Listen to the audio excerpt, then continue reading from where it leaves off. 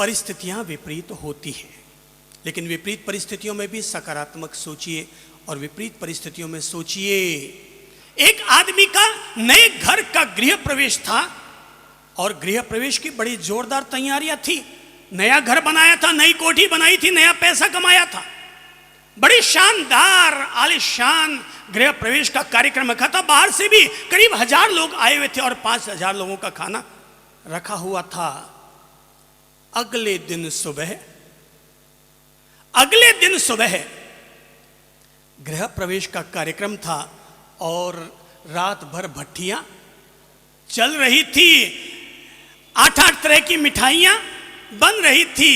रात को करीब 3 बजे सारा मिठाई बना करके सब पैक करके रख दिया गया और वो व्यक्ति अपने घर भी चला गया। अचानक सुबह 4-4:15 बजे उसके घर पर फोन आया, दौड़ के आइए, जल्दी से पहुंचिए। बोले क्यों, क्या हुआ? आपके घर में पता नहीं कहीं कोई गैस का लीकेज हुआ, कई टंकियां फूट गई और धू करके आपका घर जल रहा है।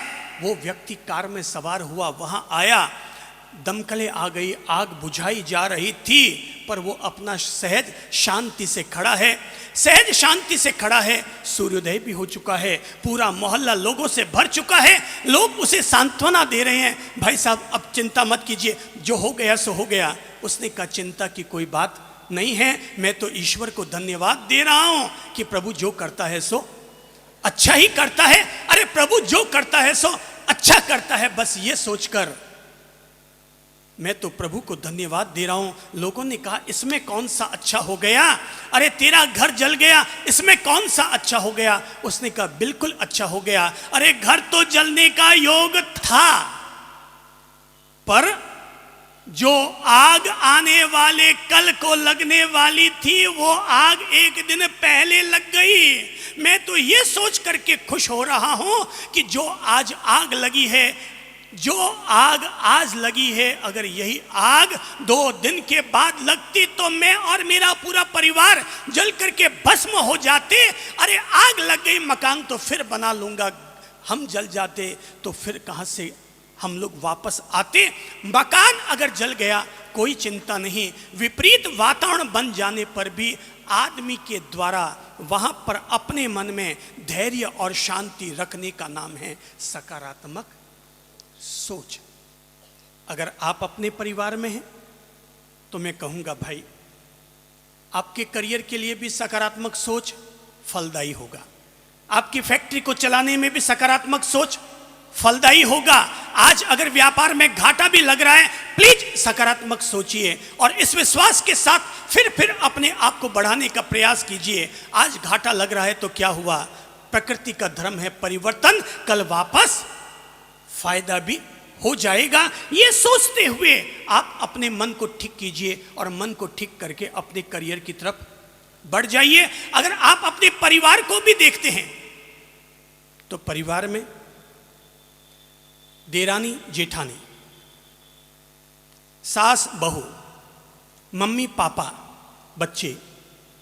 अच्छा जरा एक बात सोचिए, क्या कोई भी बहुरानी ये बात बताएगी कि जब वो सोती है तो उसकी सासू माँ भी उसके कमरे में आके सोती है?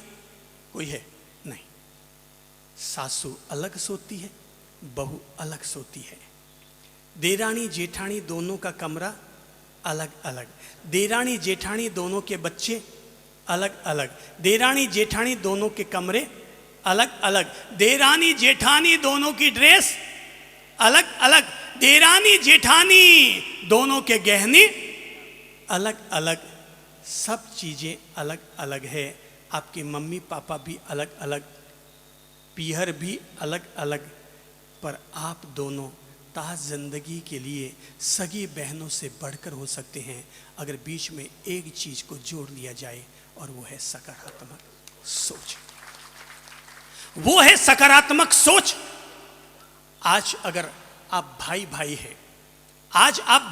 हैं, दोनों पैदा हुए हैं अलग अलग, शादी हो रही है अलग अलग, रहना जीना है अलग अलग, पर अगर दो के बीच में एक चीज आ जाए दो दो हैं, पर दो के बीच में अगर एक चीज आ जाए तो जिंदगी बीत जाएगी, मगर भाई भाई राम और लखन की तरह हमेशा साथ साथ रहेंगे अगर दोनों के बीच में एक चीज आ जाए, और वो है सकारात्मक सोच। सकारात्मक अगर सोच आ जाए कि मेरा भाई है, अब उससे क्या अलग।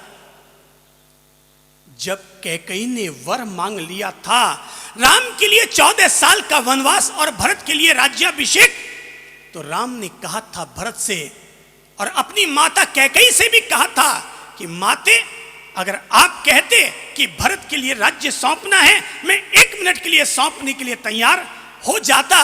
अरे मेरा सुख भरत का सुख है और भरत का सुख मेरा सुख है।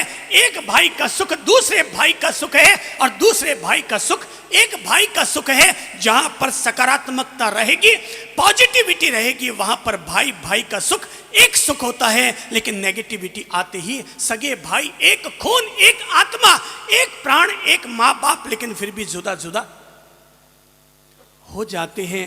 देरानी जेठानी जुदा होने की सोचे बात समझ में आती है।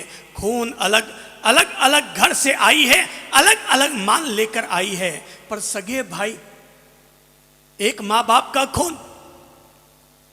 लोग तो कहते हैं हिंदू मुस्लिम दोनों का खून भी एक होता है। अरे भाई, अभी हिंदू मुस्लिम की बात फिर कभी उठाएंगे। अभी तो ये सोचो कि तुम 2 सगे भाई हो और दोनों सगे भाइयों का खून एक। सगे भाई का सगे भाई से अलग होना, सगे भाई का सगे भाई से जुदा होना, अपने ही खून से जुदा होने की तरह हुआ करता है।